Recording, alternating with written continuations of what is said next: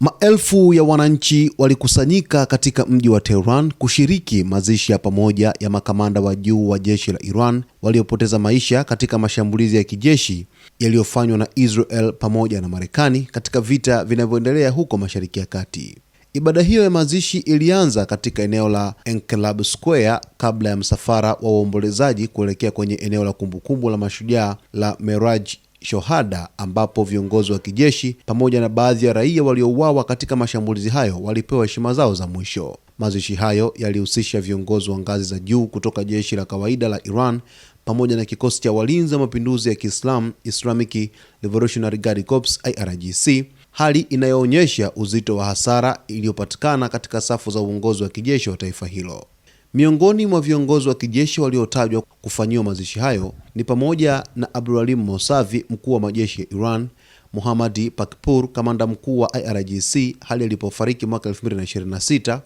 Ali Shamkhani, katibu baraza la ulinzi la Iran, Azizi Nazirzadeh, waziri wa ulinzi wa Iran, Muhammad Shirazi, mkuu wa ofisi ya kijeshi ya kiongozi mkuu wa Iran. Aidha, maafisa wengine waliotajwa kufariki katika mashambulizi hayo ni pamoja na Mohsen Darebagi, Hassan Ali Tajik, Davud Asgari, Bahram Husseini Motlagi, Abulgasem Babayan, Rasuhul Helali na Goramleza Rezayan.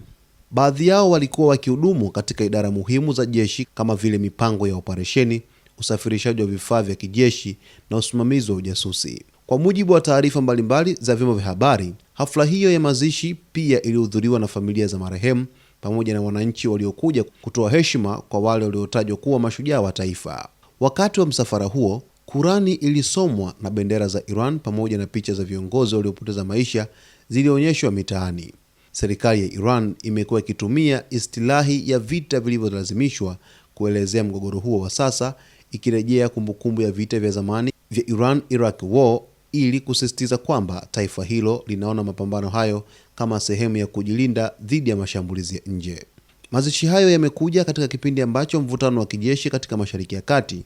unaendelea kuongezeka, huku pande mbalimbali zikieleza misimamo yao kuhusu hali ya usalama na mustakabali wa mgogoro huo. Leo hii Iran imeweza kufanya mazishi ya makamanda wake wa kijeshi, mazishi ambayo yamehudhuriwa na maelfu ya raia pale nchini Iran, wakikusanyika moja kwa moja ili kuweza kuwasindikiza makamanda wao ambao waliweza kufariki dunia kufuatia mashambulizi ya Israel pamoja na Marekani nchini Iran tangu vita vilipoweza kuanza mnamo